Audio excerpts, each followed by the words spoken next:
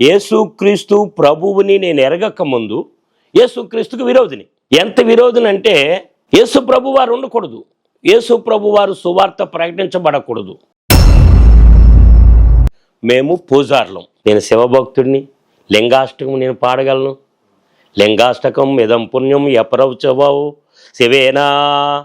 మరి మీరు పూజారులని మేము ఎలా నమ్మేది?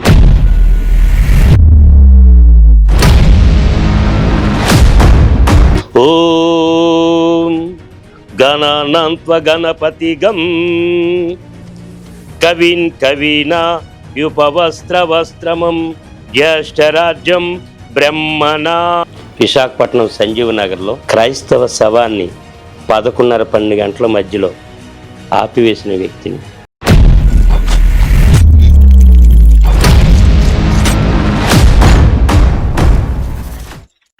అందరికీ ప్రైజ్ ద లార్డ్ అండి. పాస్టర్ గారు ప్రైజ్ ద లార్డ్ అండి. Praise the lord. మీరు తరతరాల నుంచి పూజారి వృత్తిలో ఉన్న మీరు మీ చేతులతోనే అనేకమైన గుడులు కట్టారని చెప్పారు. అటువంటి సందర్భం నుంచి యేసుక్రీస్తు ప్రభుని దూషిస్తున్న వ్యక్తి నుంచి, యేసుక్రీస్తు ప్రభు మా కులస్తుడు దేవుడు కాదు అన్న వ్యక్తి నుంచి నిజమైన దేవుడు యేసుక్రీస్తు ప్రభు అని మీ నోటంట ఎలా చెప్పగలుగుతున్నారు? ఇదే విషయం చూస్తున్న వీక్షకులకు, వింటున్న నాకు కూడా మీ సాక్ష్యాన్ని పంచుకోమని కోరుచున్నాను. తండ్రి యొక్కయు కుమారుని యొక్కయు పరిశుద్ధాత్మ యొక్క నామమున బ్రదర్ జోషి గారి యొక్క ఛానల్కు ముందుగా దైవజనుడుగా ప్రభువైన యేసుక్రీస్తు నామమున శుభములు తెలియజేస్తున్నాను. ప్రైజ్ లార్డ్ పాస్టర్ గారు. వందనాలండి. Praise the Lord. అలాగుననే ఈ యొక్క బ్రదర్ జోషి గారి యొక్క యూట్యూబ్ ఛానల్ను చూస్తున్నటువంటి వీక్షకులైనటువంటి ప్రపంచములోని చూస్తున్న వారందరికీ కూడా ప్రభువైన యేసుక్రీస్తు నామమున శుభములను, నాకంటే పెద్దలైన వారికి, గనులైన వారికి, దైవజనులైన వారికి వందనములను నేను తెలియజేస్తూ ఉన్నాను. ఈరోజు నేను ప్రభువైన యేసుక్రీస్తునకు సాక్షిగా మీ ముందుకు వస్తూ ఉన్నాను. నేను గొప్పవాడును, గనుడును అని చెప్పుకోవడానికి ఈ బ్రదర్ జోషి గారి యొక్క ఛానల్కు నేను రాలేదు.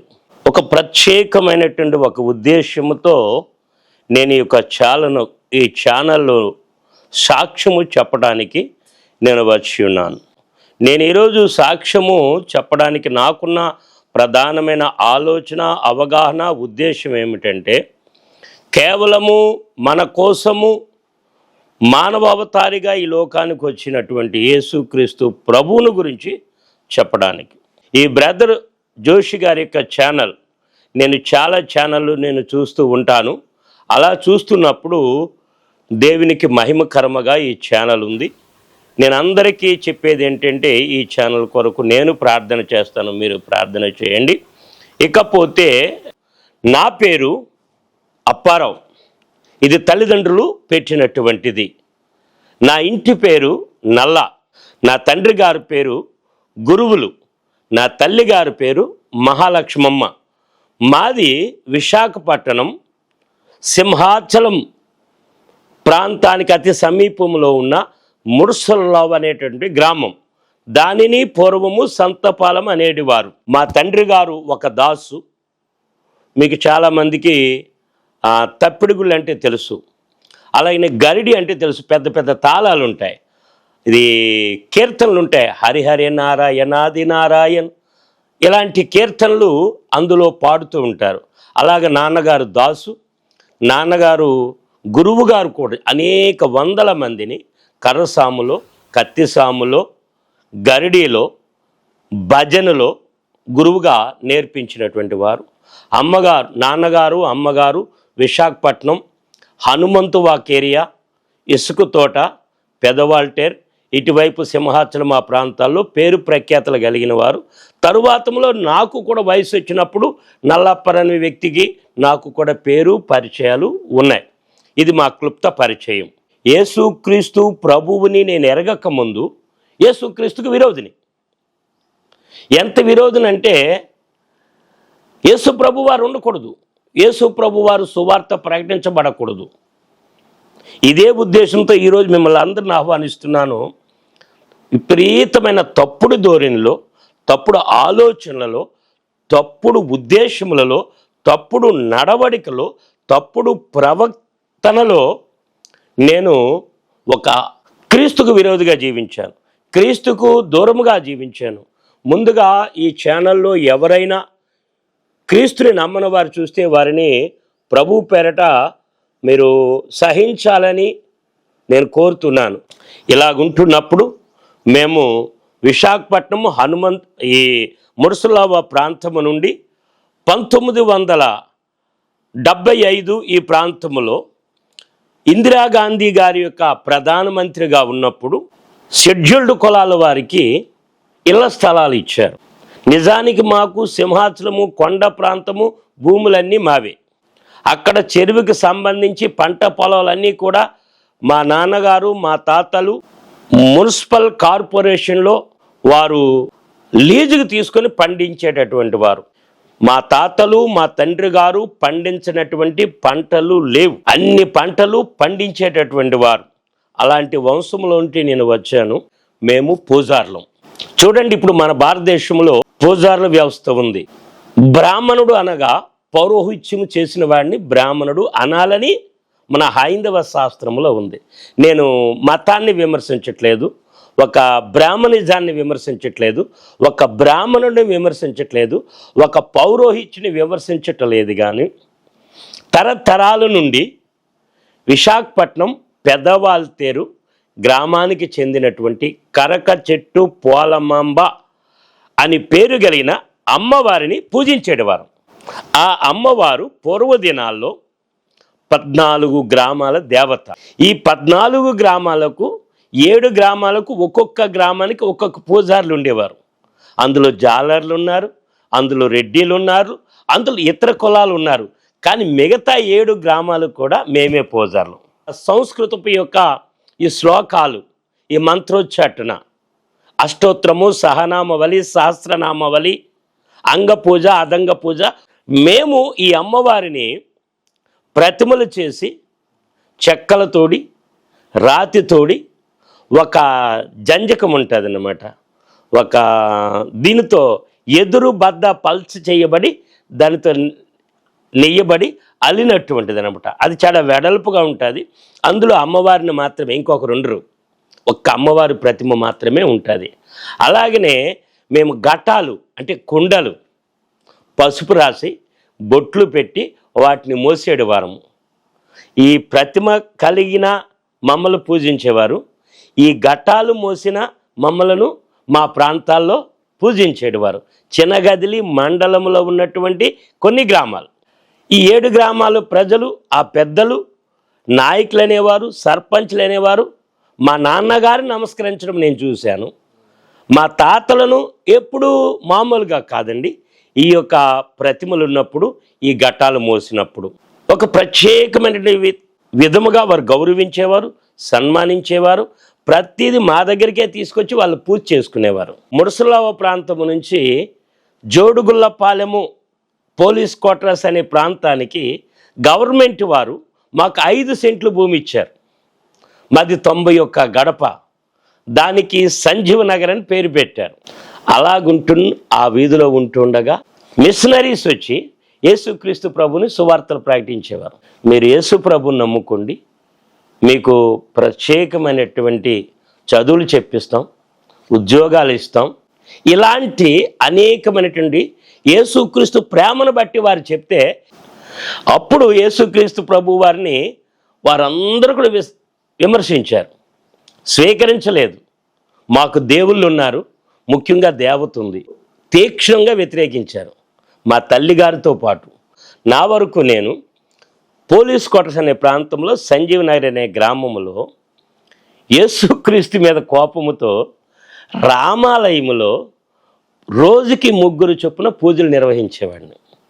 నాలాంటి పేరు కలిగిన ఒక సహోదరుడు, నాకంటే వయసులో పెద్దవాడు, రామాలయంలో కూర్చొని ఈ చర్చికి వెళ్తున్న అన్ని వర్గాల స్త్రీలను మా యొక్క నోటితో దుర్భాషలాడేవారు. ఏమని చేసామంటే, ఒక చెడుగా వీరు అన్నా చెల్లి అనుకుంటూ వీరు అక్రమ సంబంధాన్ని కలిగి ఉంటారు, బ్రదర్ సిస్టరు అనుకున్నటువంటి, ఇంకా నోటితో చెప్పజాలని వినజాలనేటువంటి పదజాలాన్ని ఉపయోగిస్తూ ద్వేషించేవారు.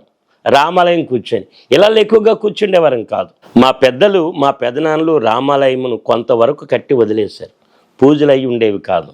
అప్పుడు నేను యేసుక్రీస్తు ప్రభు వారంటే ఎందుకో తెలియదు ఒక విధమైనటువంటి ద్వేషం పుట్టుకొచ్చింది, ఒక విపరీతమైన కోపానికి పుట్టుకొచ్చి ఇంటింటికి వెళ్ళి వారిని ఏకవచనముతో సంబోధించి, అదే చూడండిరా, క్రైస్తవులు 100కి 10 రూపాయలు ఇస్తారు, మనము అదే ఒక్క 10 రూపాయలు ఇచ్చి గుడిలో పూజారులు పెట్టి పూజలు చేయలేమా? మీరు ఒక 10 రూపాయలు ఇవ్వండి, నేను మీకు పూజ చేయించి మీ ఇంటికి ఇస్తానని చెప్పి వారి దగ్గరికి వెళ్ళి 10 రూపాయలు తీసుకున్నవాడిని. అప్పటికి ఆ గ్రామానికి నెహ్రూ యువజన సేవా సంఘం, నెహ్రూ యువజన సేవా సంఘానికి సెక్రటరీగా నేను ఎన్నుకోబడ్డాను. ఒక నాయకుడిగా నేను నాయకుడిగా ఎన్నుకోబడిన తర్వాత చాలా సంవత్సరాలు అలా ఉండిపోయాను నేను. నిజానికి నాకు పెద్దగా తెలివితేటలేవు ఈ పూజా దేవులు తప్ప. ఈ అమ్మవారి పూజలు మేము చేసేటప్పుడు ఉపవాసాలు ఉండేవారమండి. నాన్నగారు ఉద్యోగస్తులు, అమ్మగారేమో డైరీ ఫార్మ్ ఎనిమల్ డిపార్ట్మెంట్లో ఉద్యోగస్తురాలు. మాది చాలా పెద్ద కుటుంబం. ఇప్పటికీ మా ఇంట్లో ఏదైనా కథా కార్యక్రమం జరిగితే 3000 నుంచి 3050 500 మంది సమకూర్చబడతారు, విందును మేము చేయాలి. అలాంటి కుటుంబంలో నుంచి యేసు ప్రభు వారు నన్ను క్షమించకూడదు, క్షమాపణ నాకు రాకూడదు, అంతటి దుర్మార్గుడిని, అంతేకాదు చాలా ముండోడిని, చాలా మూర్ఖుడిని, క్రీస్తుకి విరోధుల్లో విరోధిని, పాపులలో ప్రధానమైన పాపిని అంటారు పౌలు గారు. ఆయన గురించి చదివాం, కానీ నా గురించి ప్రపంచానికి తెలియదు ఏంటంటే చాలా దుర్మార్గుడిని, చాలా మూర్ఖుడిని. ఎవరినైనా కొట్టాలంటే కొట్టేయాలి, ఎవరినైనా తిట్టేయాలంటే తిట్టేయాలి. మొదటిగా క్రీస్తులోకి మీ టర్నింగ్ పాయింట్ ఎప్పుడు జరిగిందండి? నా కుమారుడు అపవిత్రాత్మ పట్టుట ద్వారా జ్వరానికి గురయ్యాడండి. ఈ తర్వాత వాంతులు, తర్వాత విరోచనాలు. ఈ విధముగా జ్వరము, వాంతులు, విరోచనాలు నెల నుండి నెల 15 రోజులు కంటిన్యూ అవుతున్నాయండి. నాకు విశాఖపట్నంలో ద్వారకా నగర్లో పేరు కొంచెం చూచాయిగా ఆ రామారావు గారు అనుకుంటాను, స్పెషలిస్టు అని జస్ట్ ఇలా చూస్తాడండి, కనీసం ముట్టుకోడు, టపటప రాసేస్తాడు. 50 రూపాయలు 100 రూపాయలు రాస్తాడు. మరలా 3 నెలల వరకు ఆయన రాసిన మందులు వాడింది ఏదైతే సమస్య వచ్చిందో తిరిగి రాదు. అలా చూపించడం అలవాటు, తాయిత్తులు కట్టించడం అలవాటు. తావీజులు అంటారు, 9 తావీజులు కట్టించారండి నా కుమారుడికి, నయం కాలేదండి. విపరీతమైన యేసుక్రీస్తు ప్రభు విరోధినైన నేను డి సుగుణాకర్రావు గారండి, ఆయన భారతదేశంలో ఉన్న NSTL డిస్పెన్సరీ అన్నింటిలో కూడా ఈ క్యాడర్ సైంటిస్ట్గా పనిచేశారు. సంజీవ్ నగర్లో మా ఇంటికి వారింటికి కొంత దూరం ఉంది, వారికి సమీపంగా ఉంటూ ఒకే లైన్లో ఉంటూ ఎందుకనో నాకు ఆ ఆలోచన వచ్చింది, ప్రార్థన చేయిద్దాం. వారింటికి తీసుకువెళ్ళాం, వారి మంచం పరిచి దాని మీద మా అబ్బాయిని పడుకోబెట్టమన్నారు. వెళ్ళకెల్లా పడుకోబెట్టాం, మెలకువగానే ఉన్నాడు. వారు గుండెల మీద బైబిల్ పెట్టారండి, ఇలా గుండెల మీద బైబిల్ పెట్టారు. సెకండ్ల కాలంలో వీడు నిద్రపోయాడండి. మేము వచ్చేసాము ఇంటికి, భోజనం చేసాం, పడుకుండిపోయాము. అర్ధరాత్రి 12 గంటలప్పుడు తలుపు తడుతున్న శబ్దం వస్తుంది. చూస్తే వీరిద్దరు భార్య భర్తలు. మా అబ్బాయిని మాకు అప్పగించాడు. నెల 15 రోజులు బాగులేని వ్యక్తి, కంటి మీద నిద్ర లేని వ్యక్తి, ఏది పెట్టినా విరోచనము, వామిటింగ్స్ అయిపోతే మా బట్టలు పాడైపోయి నాయి, నా భార్య, మా అమ్మగారివిని. బైబిల్ పెట్టి వారు ప్రార్థన చేశారండి. క్షణాలలో హ్యాపీ, ఆరోగ్యవంతుడైపోయాడు, పడుకుపోయి చక్కగా నిద్రపోయాడు. మరలా 18వ నెల వచ్చినంత వరకు వాడికి ఏమీ కాలేదండి. ఈ 18 నెల వచ్చేటప్పటికి మరలా అదే జరిగినప్పటికీ సేమ్ సిచ్యుయేషన్ జరిగినప్పుడు మరలా ఇవన్నీ డబ్బులన్నీ ఖర్చు పెట్టేశాడు, 1000 రూపాయలు. మరి మీ కుమారుడికి స్వస్థత వచ్చింది, మరి దేవుని తెలుసుకోలేదండి మీరు? తెలుసుకోలేదు, ఒప్పుకోలేదు. అంటే అవసరానికే దేవుడు అంతే. యేసు ప్రభు వారు స్వస్థపరిచారు, ఆ ఆనందం మాకుంది, కానీ మేము స్వీకరించలేదు, అంగీకరించలేదు, గ్రహించలేకపోయామండి. అంటే పిల్లడు బాగుపడిపోయాలి, పిల్లడు బాగుపడిపోయి అంతే. ఎందుకు తెలియదంటే మేము ఉన్న స్థితి అది, మా నేత్రాలు మూయబడిపోయాయి. మేము ఈ యొక్క భారతదేశపు ఈ యొక్క వ్యవస్థలో ఈ పూజా విధానాలు ఎవరిని విమర్శించి చెప్పట్లేదండి, మేము ఆచరించింది. మా ఇంటిలో మూల అనేటి ఒక ప్రత్యేకమైన స్థలాన్ని పెట్టుకొని భారతదేశంలో ఉన్న ఎంతమంది దేవుళ్ళు అయితే ఉన్నారో లక్షల మంది ఫోటోలు మా దగ్గర ఉండేవండి. మంగళవారం వస్తే 3 గంటలు 2 గంటలు దాటి ప్రార్థన చేసేవాడిని. ఇలాగా బాసిమఠం వేసుకొని మంత్రోచ్చాటన చేసేవాడిని. ఇప్పుడు ఏమైనా చెప్పగలరండి? ఇప్పుడు నేను చెప్పలేనండి, చెప్పను కూడానండి. మరి ఆ శ్లోకాలు మీరు చదవలేను అని చెప్తున్నారు, మరి నిజమైన పూజారి అని మిమ్మల్ని ఎలా గుర్తించాలి? ఓకే, మీ మాటను నేను సగౌరవంగా స్వీకరిస్తున్నాను. సహజంగా భారతదేశం యొక్క ఈ పూజా విధానాల్లో వినాయకుడిని మొదటగా పూజించాలి, అది ఒక ఆనవాయితీ. దానికి సంబంధించి మీకు తెలియజేస్తాను. నేను రాముణ్ణి పూజించాను, అయ్యప్ప స్వామిని పూజించాను, పాటలు కూడా పాడగలను, పోటీలు పడిన పరిస్థితులు కూడా ఉన్నాయి. ఈ వినాయకుడి పూజ విషయంలో పసుపుని తీసుకొని ముద్ద చూసి దాన్ని వినాయకుడి బొమ్మ చేస్తామండి. చేసి మొట్టమొదటిగా అంగ పూజ చేస్తామండి, తర్వాత అదంగ పూజ చేస్తామండి, తర్వాత ప్రాణ ప్రతిష్ఠత చేస్తామండి, తర్వాత అష్టోత్తరము, ఇలాగా అవన్నీ కూడా. ఇప్పుడు మీకు ఇది ఒక శ్లోకం, నేను మీకు చిన్నది క్లుప్తంగా. ఈ శ్లోకం వల్ల ఎవరిని బాధించాలనేది నా ఉద్దేశం కాదు.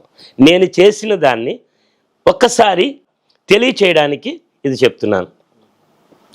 ఓం గణానాన్త్వ గణపతిగం కవిన్ కవీనా యుపవస్త్రవస్త్రమం జ్యేష్ఠరాజ్యం బ్రహ్మణాం, ఇలాగా మంత్రోచ్చాటన చేసేవాడిని. తదుపరి మళ్ళీ రెండవసారి 18వ నెలలో గురవి గారని ఒక రూరల్ ఆర్ఎస్ఐ రిటైర్డ్, ఇదే జీవరత్నం అన్నయ్యని తీసుకొచ్చారు. వీరితో పాటు మాకు పాస్టర్గా సంఘ కాపరిగా ఉన్నటువంటి డి సుగుణాకర్ గారు, సైంటిస్ట్ గారు, ఒక సంచి చేసుకొని రాత్రి వేళ 7 గంటలప్పుడు వచ్చారండి. జీవరత్నం గారు పిలిచారు. వస్తూ మనకి భారతదేశంలో ఒక మాట ఉంటుంది, అతిథి దేవో భవ అని. అది నేను బాగా నమ్ముతానన్నమాట. సార్ నమస్కారం అండి అన్నాను ఎదురెళ్ళి. మంచిది నాయన, నువ్వు పిలిచావంట, ఇదిగో బాబు జీవరత్నం చెప్పారు, ఇదిగో సంఘ పెద్ద గారు గురవి గారు ఎస్ఐ గారు మేము వచ్చాం. రండి సార్ అని చెప్పేసి కుర్చీలు వేసాం. దేవుడు అంటే నేను నమ్మను అని చెప్పారు. మరి రెండోసారి కూడా మీ కుమారుడికి బాగున్నప్పుడు మరి పాస్టర్ గారిని ఇంటికి ఎందుకు పిలిపించారండి? చాలా మంచి ప్రశ్న సార్. నా ద్వారా నాలాంటి యేసుకు దూరమైన వారందరూ తెలుసుకోవాల్సిన విషయం. నేను పూజించినటువంటి, నేను ఈ శ్లోకాలు పాడినటువంటివి ఎవరి వల్ల కాలేదండి బాగు చేయడం. సంజీవనగర్లో మేము ఇల్లు కట్టుకోవడానికి స్థలం అమ్మేసినటువంటి గొల్లలండి, మన్యాల ఆది అమ్మగారని షిరిడి సాయిబాబా భక్తురాలండి. మా అబ్బాయికి బాగులేదు, మిట్ట మధ్యాహ్నము. మా ఫ్యామిలీ అంటే వాళ్ళకి చాలా అభిమానం. షిరిడి నుంచి పోస్ట్ మ్యాన్ గారు విభూతి పంపించారు, ఆవిడ చేతికి ఇచ్చారు. ఆవిడ ఆ విభూతి తీసుకొచ్చి మా అబ్బాయికి రాసింది బాగుండాలని. నేను ఈ తావీదులు కట్టించాను, పతులు వేయించాను, పూజలు చేశాను. నా తల్లి మహానిష్ఠాగరిష్ఠురాలండి. నేను శివభక్తుడిని, లింగాష్టకం నేను పాడగలను. లింగాష్టకం ఇదం పుణ్యం ఎపరవచవావు శివేనా, ఇవన్నీ పాడేటటువంటి నన్ను ఏవి చేయలేకపోయే. మా అబ్బాయిని ఎవ్వరూ కాపాడలేకపోతున్నారు, ఎవరి వల్ల కాలేదు. 9 తావీజులు కట్టించాం, ప్రయోజనం లేదు, పతులేయించాం. అప్పుడు వచ్చిన ఆలోచన, ప్రార్థన చేయొద్దాం. మేము వ్యతిరేకంగా ఉన్నామన్న సంగతి మర్చిపోయాం. నా కొడుకు బాగుండాలి. మొత్తం భారతదేశంలో అన్ని ప్రయత్నాలు చేసేసామండి. అంటే మరలా దేవుని టెస్ట్ చేద్దామని పిలిపించారు. మీరు అన్నట్లు అలాగే అనుకోండి, చూద్దాం ఒకసారి ఏమైపోతుంది అన్న ఒక ఉద్దేశమే తప్ప, నమ్ముకోవాలి ఆయన నిజమైన దేవుడు, ఆయన బాగు చేస్తాడు అన్న ఒక విశ్వాసం అయితే కాదు. నిజమైన మాకు విశ్వాసం లేదండి. మా అబ్బాయిని బాగు చేసింది మా విశ్వాసం కాదండి. మొదట బ్రదర్ జీవరత్నం, జ్యోతి అనే వారి భార్య భర్తలు ప్రథమముగా వారు మా మీద, మా బిడ్డ మీద బ్రతకాలనే కాంక్ష, వారి విశ్వాసమైన ప్రార్థనే. మనకి యాకోబు పత్రిక 5వ అధ్యాయంలో విశ్వాస సహితమైన ప్రార్థన ఆ రోగిని స్వస్థపరచదు. మా విశ్వాసం కాదండి. ఆ దైవజనులు, ఆ భార్య భర్తలు విశ్వాసులుగా ఉండేవారు. కూర్చున్నారు, డ్రింకులు తెచ్చి ముందు డ్రింకులు ఇచ్చామండి. వద్దులే నాయనా సార్ తాగండి, లేదు నేను ప్రార్థనకు పిలిచా కదా ప్రార్థన చేస్తాను. సహజంగా యేసు ప్రభుని నమ్ముకున్నవారు లేదా పాస్టర్ గారు ఏం చెప్తారు, ప్రధానంగా వాక్యానికి విలువిస్తారు. వారు వాక్యం తీసి చెప్తున్నారు, బ్రదర్ జోషి గారు, నాకు దేవుడికే నిజం, మీరైనా వీచక్షులైనా నమ్మమని ప్రభు యేసుక్రీస్తు వారి పేరట కోరుతున్నాను. నాకు కావాల్సింది వాక్యం కాదండి, నా కుమారుడికి స్వస్థత, నా కుమారుడికి బాగోవడం. యేసు ప్రభు మాకెందుకండి, ఆయన ఎవరైతే మాకెందుకు, మాకు దేవుళ్ళు లేరా? ఆయన వాక్యం చెప్పారు, ఈ చెవిలో వింటున్నానండి, ఈ చెవిలో వదిలేస్తున్నాను, ఈ చెవిలో వింటున్నాను, ఈ చెవిలో వదిలేస్తున్నాను. మా ఎవ్వరికి కూడా వీళ్ళు ఎప్పుడు ప్రార్థన చేసి వెళ్ళిపోతారనే ఉంది, నాకు, నా భార్యకు, నా తల్లికి, అందరికీ. నా తల్లి అయితే వద్దనిసిందాన్ని. అది ఎందుకు పిలిచా? వద్దు, మనం ఏదో చేసుకుందాంలే, బాగు చేసుకుందాంలే అని ప్రార్థన చేసి తైలం తీసి నిలువెల్లా రాశాడండి. ఆయన తైలం ఉపయోగించి ప్రార్థన చేస్తుండగానే బాబు బాగు అయిపోయాడండి, పడుకుండిపోయాడండి. మేము భోంచేసాం, పడుకుండిపోయాం. నాకు తెల్లవారి విశాఖపట్నం రైల్వే స్టేషన్కి ఆటో బాడుగు దొరికితే నేను తీసుకొని వెళ్ళిపోయాను. తెల్లవారి వెళ్ళి నేను మధ్యాహ్నం 11:12 గంటలకు ఆటో మీద వస్తున్నాను. నా ఎదురుగా బట్టలు లేకుండా ఒక చిన్న పిల్లవాడు పరిగెత్తుకుంటూ వస్తున్నాడు. వేమన గారు అంటారు, స్థాన బలిమి కానీ తన బలిమి కాదయ్యా అంటారు. సంజీవ్ నగర్లో నేను స్థానికుడిని. నేను తిడుతూ ఉన్నాను. ఎందుకు ఈ మాట అన్నానంటే, వాళ్ళ నాన్నని వాళ్ళ అమ్మని తిడుతున్నాను. ఎదురుగా పరిగెత్తుకుని వస్తున్నాడు పిల్లోడికి. చాలా డిస్టెన్స్ ఉంది నాకు అబ్బాయికి. నా ఆటో ఎదురుగా పరిగెత్తుకుని వస్తున్నాడు. నేను తిడుతున్నాను. నా స్వభావం అటువంటిది కదండి, చెడ్డ స్వభావం. తీరా మోసి నా ఆటో దగ్గరికి వచ్చాడు. నేను స్లో చేసిన ఆటో పడిపోతాడేమో, నా ఆటో కింద పడిపోతాడేమో భయంతో. ఎవరో కాదండి అబ్బాయి, నా కుమారుడే. ఇప్పుడు నేను తిట్టింది ఎవరి, నన్ను నా భార్యనే తిట్టుకున్నాను. నెల 15 రోజులు, మొదటి కంటే ఎక్కువ రోజులు బాగులేని వ్యక్తి, నిలవబడ్డానికి బలం లేని వ్యక్తి, కూర్చోబెడితే కూర్చోలేని వ్యక్తి, పడుకుంటే మగతగా సోలిపోయినటువంటి వ్యక్తి పరుగులెత్తుతున్నాడు ఒక రన్నర్ లాగా. మరి రెండోసారి మీ కుమారుడు స్వస్థపడ్డాడు, అప్పుడైనా దేవుని తెలుసుకున్నారండి? తెలుసుకోలేదు, ఒప్పుకోలేదు. అంటే అప్పుడు తెలుసుకోలేదు, మరి దేవుని మీరు ఎలా అంగీకరించారండి? నా భార్యకు సరైన ఆరోగ్యం లేదు, నా పెద్ద కుమార్తెకు సరైన ఆరోగ్యం లేదు, నా చిన్న కుమార్తెకు సరైన ఆరోగ్యం లేదు.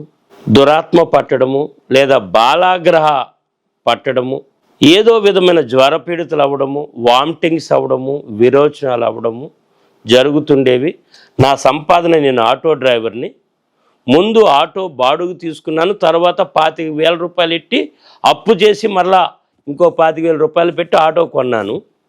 ప్రతిరోజు 1000 రూపాయల నుంచి పైబడే సంపాదించేవాడిని 2 పూట్ల కూడా. కానీ నా సంపాదన యావత్తు నా బిడ్డల యొక్క ఈ యొక్క అనారోగ్యానికి, ఈ వ్యాధులకి ఖర్చు చేసేవాడిని. తావీజుల రూపంలో, డాక్టర్ గారికి ఫీజుల రూపంలో, ఇంజెక్షన్లు, మాత్రలు కొన్నటువంటి రూపంలో నా భార్య పడిన బాధలు, నా బిడ్డల పడిన బాధలు, నా సంపాదన అంతా క్రమేపీ హరించుకుపోయింది. ఆస్తిపరులు, భూములు ఉండేవి, నా పేరున ఇల్లు ఉండేది. అది ఈరోజు రమారమి 10 కోట్లు. విశాఖపట్నం విశాలాక్షి నగర్లో సెంటి భూమి 3 కోట్ల పైన. మా అమ్మగారి పేరు మీద ఇల్లు ఉండేది, అది కూడా పోయిందండి. నా భార్యకు పచ్చకామర్లు వచ్చేసాయి, ఉబ్బు కామర్లు వచ్చేసాయి. నా పెద్ద కుమార్తెకి పచ్చకామర్లు వచ్చేసాయి. ఎప్పుడు చూద్దామని నా కుటుంబం అంతా కూడా వ్యాధులకు గురైపోతుండేది. విసిగిపోయినటువంటి సంఘటన భయంకరంగా ఉండేదండి. ఏం చేయాలో తెలీదు, ఎవరి దగ్గరికి వెళ్ళాలో తెలీదు. కానీ యేసు ప్రభు గురించి అస్సలు ఆలోచించలేదు. పత్తులకు వెళ్దామా, ఎక్కడ బాగా పత్తేస్తారని ఆలోచన చేసేవారు, ఏ డాక్టర్ బాగున్నాడా అని ఆలోచన చేసేవారు. ఇలాగున్నప్పుడు ఎప్పుడూ నా కుటుంబంలో, వారికే కాదండి, నాకు కూడా బాగాలేదు, నాకు కూడా సరైన ఆరోగ్యం లేదు. తెల్లవారి లేవాలంటే గగనం అయిపోయేది, కిందన అడుగు పెట్టాలంటే గగనం అయిపోయేది. కానీ ఎవరికి చెప్పేవాడిని కాదు, చెప్తే ఎక్కడ నవ్వుబాటు అవుతారేమో. నాలో ఒక విశ్వాసం, ఖచ్చితంగా నేను చచ్చిపోతాను. నా చర్మం పట్టుకుంటే ఊడిపోతుంది. ఏది గట్టిగా వస్తువు పట్టుకోలేకపోయేవాడిని, గట్టిగా నడవలేకపోయేవాడిని, గట్టిగా పని చేయలేకపోయేవాడిని. కానీ ఎవరికి చెప్పేవాడిని కాదు. మొండుతనంతో నేను తిరుగులాడేసేవాడిని. నా భార్య బిడ్డల గురించి ఆలోచన చేసేవాడు. ప్రతి నెలసారి 5 రోజులు నా భార్య బాధపడేదండి. రిబ్బన్లు, పాత గుడ్లు పీలికిలి చేసి తొడలకు, పిక్కలకు, చేతులకు ఇలా చూసారా తలకి బిగించి కట్టుకుంటారు. ఆ నొప్పి మ్యాగ్రోన్ నొప్పేది అంటారు కదా, అలాంటి నొప్పి పడేది. 5 రోజులు బాధపడేది. నాతో కట్టమది గట్టి ఎరించి కట్టమనేది. పిక్కలకి భర్తను కదా, ఈ చేతులకి, ఈ ఆర్మ్స్కి, ఈ కండరాలకి కట్టమనేది. నేను కట్టేవాడిని విరించి నాకున్న బలాన్ని బట్టి. ప్రధానంగా మేము కోల్పోయింది ఆరోగ్యాన్ని కోల్పోయామండి. అప్పటికి నేను చెడు తిరుగులు కూడా తిరిగాను. విశాఖపట్నం, జ్ఞానాపురం ఏరియాలో కొన్ని చెడు తిరుగులు కూడా తిరిగాను. ఒకవేళ అందువల్ల నా ఆరోగ్యం పాడైపోయింది. నాకు ఎయిడ్స్ ఏదో వచ్చేసిందేమో, మరొక జబ్బు వచ్చేసిందేమో. సరే, ఎవరు చెప్పుకుంటే నేను ఒక స్త్రీతో వివాహమైన అక్రమ సంబంధం పెట్టుకున్నప్పుడు నాకు సుఖవ్యాధి సోకింది. ఆ సుఖవ్యాధి ఎలా అంటే నా యొక్క మూత్రం పోయేది, తెల్లని బట్ట వచ్చేసేది, నా యొక్క ఇంద్రియం అంతా కూడా, నా యొక్క అవయవము చుట్టూ వచ్చేసేదండి. అది డ్రాయర్కి అయిపోతుండేది. నా భార్యకి కూడా చెప్పేవాడిని కాదు. దొంగసాటిని ఉతికేవాడిని అండి. డ్రాయర్లు అవి కూడా నా వరకు నేను ఎవరికి అంటే తేలుకుట్టిన దొంగ అంటారు. నా బ్రతుకు అలాగే అయిపోయింది. ఎంతలాగున్న యేసు ప్రభుని ద్వేషించడం మానలేదు. యేసు ప్రభుకి విరోధముగా విశాఖపట్నం సంజీవ్ నగర్లో క్రైస్తవ శవాన్ని 11:30-12 గంటల మధ్యలో ఆపివేసిన వ్యక్తిని, గ్రామదేవత పేరు మీద వినాయక చవితి, శ్రీరామనవమి, పోలమాంబ పండుగలకు క్రైస్తవుల దగ్గరికి వెళ్ళి మీరెందుకు చందా ఇవ్వరు, మీరు ఉద్యోగం కోసము మా ఎస్సీ ఓడి పేరు పెట్టుకుంటారా, పండగలకు డబ్బులు ఇవ్వరా అని మూర్ఖంగా మొండిగా వారితో మాట్లాడేవాడిని. వారు డబ్బులు ఇస్తే కానీ ఒప్పుకునేవాడిని కాదు. వారు నాకు భయపడి ఇచ్చేవారు, నా మొండితనానికి భయపడి ఇచ్చేవారు, బాధించేసేవాడిని. చాలా రకాలుగా వారు నీచంగా కూడా మాట్లాడారు. మంచికి మంచితనం కూడా ఉండేది, గౌరవానికి గౌరవం కూడా ఉండేది. కానీ యేసు ప్రభు దగ్గరికి వచ్చేటప్పటికి మాత్రం ఎందుకో తెలీదు, ఒక రకమైన మూర్ఖత్వాన్ని, ఒక రకమైన మొండుతనాన్ని చాలా దారుణంగా చెప్పకూడనటువంటి, వినలేనటువంటి పదజాలాన్ని ఉపయోగించేవాడిని. ఇలాంటి అనారోగ్యంతో బాధపడుతున్న నా భార్య, నా బిడ్డలు, నాకు నేను ఇవన్నీ గ్రహించి చర్చికి పంపించాను. ఎలాగా బాబు 2 సార్లు స్వస్థత పొందాడు కాబట్టి వీరు వెళ్ళిపోతే దెయ్యాలు రావు, చెల్లంగలు రావు, చేతబడులు పెట్టరు అన్న ఒక నిర్ణయం నాలోకి వచ్చింది. అంటే మీరు వెళ్ళేవారు కాదు? వారిని పంపించని నేను వెళ్ళలేదు. నేను వెళ్ళాలని నిశ్చయించుకోలేదు. అసలు నాకు యేసుప్రభు వద్దు. నేను యేసుప్రభుని నమ్ముకోను. వీళ్ళ వల్లే కదా నేను చిరాకు పడుతున్నాను, వీళ్ళ వల్లే కదా నా సంపాదన పోతుంది, వీళ్ళ వల్లే కదా నేను తాయిత్తులు కట్టేసాను, వీళ్ళ వల్లే కదా నేను డాక్టర్ దగ్గరికి వెళ్తున్నాను, సరే ఇంక వీళ్ళు వదిలేద్దాం అని పంపించాను. ఏది, నా శరీరంలో ఆరోగ్యం లేకపోయినా, నా చర్మం ఊడిపోతుంది అనుకున్నా, భయంకరమైన నడుము నొప్పి ఉండేది మేడజాల నుంచి తుంటు వరకు కూడా. ఇలా కూర్చోలేకపోయేవాడిని, తీక్షణమైన నొప్పి. ఇప్పుడు వారు ఎప్పుడైతే చర్చికి వెళ్తున్నారో నా భార్య ప్రతి నెల పడిన బాధలు తగ్గిపోయాయి. నా పిల్లలకి వామిటింగ్స్ కానీ, విరోచనాలు కానీ, ఈ దురాత్మలు, దెయ్యాలు పడడం కానీ ఆగిపోయాయి. ఇవి నేను కొన్ని వారాలు గమనించాను. ఎప్పుడైతే నేను నా భార్య బిడ్డలను, నేను నా కుమారుడు విషయంలో చర్చికి పంపించడం మొదలుపెట్టానో ఆ మరుసటి వారము దెయ్యాలు లేవు, జ్వరాలు లేవు, వామిటింగ్స్ లేవు. నా సంపాదనలో ఒక 100 రూపాయలు ఖర్చు పెట్టలేదు. మొదటి వారం, 2వ వారం, 3వ వారం, 4వ వారం నా సంపాదన నా దగ్గర ఉంది. హ్యాపీగా ఇప్పుడు చేపలు, మాంసము, యాపిల్స్ ఇవన్నీ తెచ్చుకుంటున్నాం. అంతకుముందు కొనడానికి ఏమి ఉండేవి కాదు డబ్బులు. ఇది నాలో ఒక రకమైన ఆలోచన పుట్టుకొచ్చింది. ఇలాగుంటుండగా నేను నమ్ముకోదలుచుకోలేదు, అప్పటికి నమ్ముకోదలుచుకోలేదు, నేను నమ్మనని భీష్మించి కూర్చున్నాను. అలాంటి స్థితిలో నా తమ్ముడు కొడుకు బాగాలేదు. ఉమ్మడి కుటుంబం, పెద్దవాడిని అయ్యాను కాబట్టి నా తమ్ముడు కుమారుడిని క్రీస్తు యొక్క సంఘం Hanumanthavaka police quarters road D Sugunakar Rao గారు సైంటిస్టు పాస్టర్గా ఉన్నటువంటి చర్చికి తీసుకెళ్ళాను. మరి మీకు కూడా అనారోగ్యం ఉంది కదా, మరి మీ గురించి ఎందుకు ప్రార్థన చేయించుకోవడానికి వెళ్ళలేదు అక్కడికి? నేను నా గురించి అయితే నాకు భక్తి ఉంది, నాకు పూజలు ఉన్నాయి. అవి ఎంతటి పూజలు అంటే యేసు ప్రభువుని నమ్మిన వారు కూడా అంతగా చేయలేరు. అదే నా నమ్మకం. నా దేవుడు నమ్మని బాగు చేయడా? మరి వీళ్ళ దేవుడు బాగు చేస్తున్నాడు కదా. నేను ఎంత పూజలు చేస్తున్నాను, మంత్రోచ్చాటనలు చేస్తున్నాను, డబ్బులు ఖర్చు పెడుతున్నాను. వాస్తులంటే పిచ్చి, పిల్లి ఎదురు రాకూడదు, విధవరాలు ఎదురు రాకూడదు, ఇన్ని మూఢనమ్మకాలు ఉండేవి నాకు. ఇలాంటి స్థితిలో నా దేవుళ్ళు యేసు ప్రభు కంటే గొప్పవారు. యేసు ప్రభు కంటే నా దేవుళ్ళే దేవుళ్ళు. యేసు ప్రభు అమెరికా దేవుడు, మా దేవుడు కాదు. నా దేవుడు ఖచ్చితంగా నన్ను బాగు చేస్తారు. అలాంటి స్థితిలో నా తమ్ముడు కొడుకు బాగాలేదు, వీడిని తీసుకెళ్ళాను. పాస్టర్ గారు సుగుణాకర్రావు గారు, నాయన బాగున్నవారని పలకరించారు. సార్ వందనాలు సార్, బాగున్నావా అన్న. నమస్కారం సార్, నమస్కారం సార్ అన్న. మంచిది నాయన అంటూ వారు ఏమడిగారంటే, నాయన నీ భార్య పిల్లలు వస్తున్నారు కదా, నువ్వెందుకు రాలేదు, నువ్వు నాకు మాట ఇచ్చావు కదా అని అడిగారు. నువ్వు మాట ఇచ్చావు కదా అన్నారు. ఇచ్చాను సార్ అని. మరి నువ్వు ఎందుకు రాలేదన్నారు. అప్పుడు నవ్వు ఏం చేసినంటే, సార్ రేపు శ్రీరామనవమి వస్తుంది, అది నేనే చెయ్యాలి. పోలమం పండుగ వస్తుంది, మేము పూజారులం కదా, మేమే చెయ్యాలి. తర్వాత మాకు మొక్కుబడి ఉంది, తిరుపతి వెళ్ళేసి రావాలి అని అన్నాను. ఆయన నవ్వన్నారు, ఇదేంటి నాయన, సృష్టికర్త యేసుక్రీస్తు ప్రభు, మీరు ఎవరు సృష్టికర్తలు కాదు. నువ్వు బాధపడతావు నేనంటే. నేను సృష్టించిన దేవుడు ఎవరో నువ్వు తెలుసుకోవట్లేదు. ఇదిగో సృష్టిలా జరిగింది, నువ్వు చెప్పిన విధానం కాదని ఆయన ఆదియందు భూమి ఆకాశం సృజించబడిన మాటలు చదువు. నాకు అప్పుడు అవి తెలియదు, నాకు ఇప్పుడు చదివాను కాబట్టి తెలుస్తున్నాను.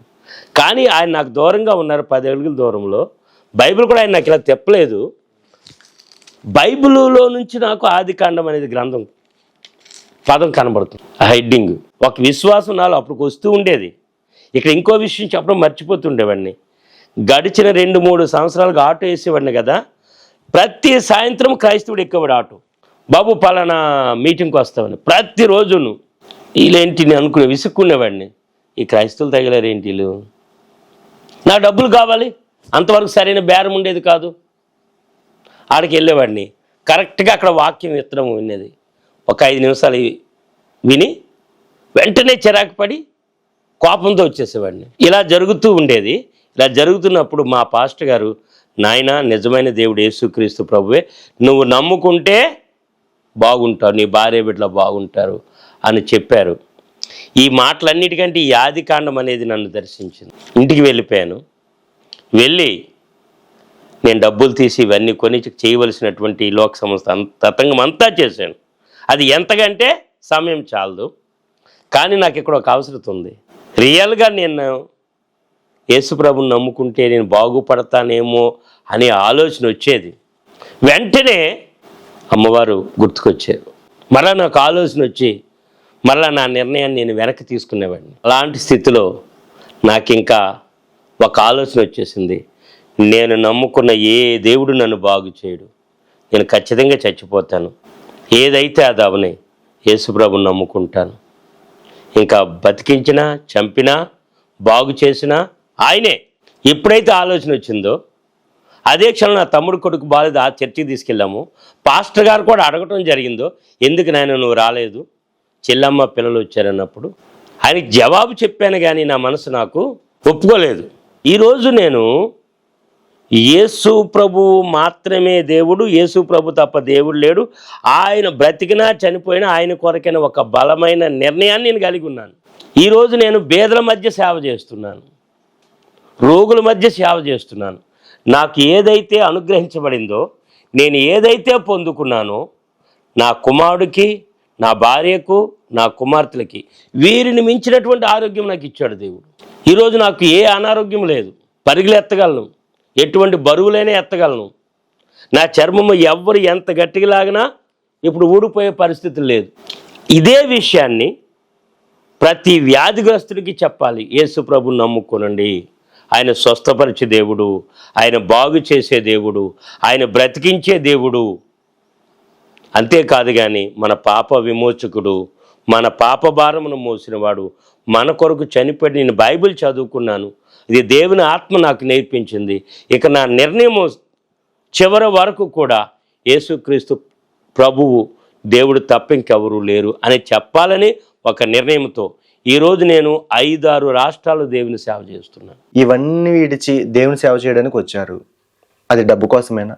సహజంగా ఆ మాట రియల్గా వచ్చింది. ధనము కోసమైతే నాకు వచ్చినటువంటి రైల్వే ఉద్యోగం, నేను ఈరోజు మా బామ్మర్ది ఈరోజు 1,50,000 జీతగాడు. నేను 10th చదివాను, డిగ్రీ చదివాను, BA చేశాను, దూర విద్య.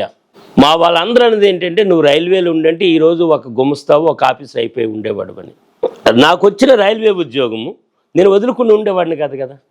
బ్రదర్ జోషి గారు, మీరందరూ వీక్షకులను ఆలోచించండి. నాకున్న ఇల్లు అమ్మేశాను నేను, నాకు ధనమే కావాలనుకున్నట్లయితే. ప్రేక్షకులకు నేను చెప్పే విషయము చివరగా సలహా లేదా హెచ్చరిక, యేసు ఎవరో అని ఆలోచన చేయండి. యేసు ప్రభు వారు మిమ్మల్ని దర్శిస్తారు. ఒక్క మాట, యేసు ప్రభువే మనలను దేవుని రాజ్యానికి చేర్చేది, మోక్ష మార్గము, రక్షకుడు, ఆయనే దేవుడు, ఆయనే దేవుడు.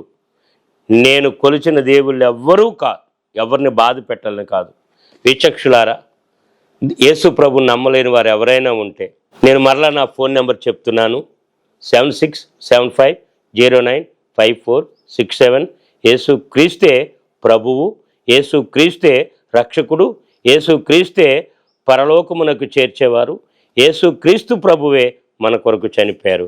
కనుక ఇంతవరకు మీరు విన్నందుకు నేను ప్రభుని యేసు క్రీస్తు నామమున ఈ యొక్క బ్రదర్ జోషి గారి యొక్క ఛానల్ చూస్తున్న మీకును బ్రదర్ జోషి గారికి నేను యేసుక్రీస్తు నామమున శుభములు తెలియజేస్తున్నాను. దేవుడు యేసుక్రీస్తు నామమున మిమ్మల్ని అందరినీ కూడా తన నామమున ఆశీర్వదించి దీవించి మిమ్మలను, మీ పిల్లలను, మీ కుటుంబాలను ఆయన రాజ్య వారసులుగా యేసుక్రీస్తు నామమున చేయునుగాక. ఆమేన్.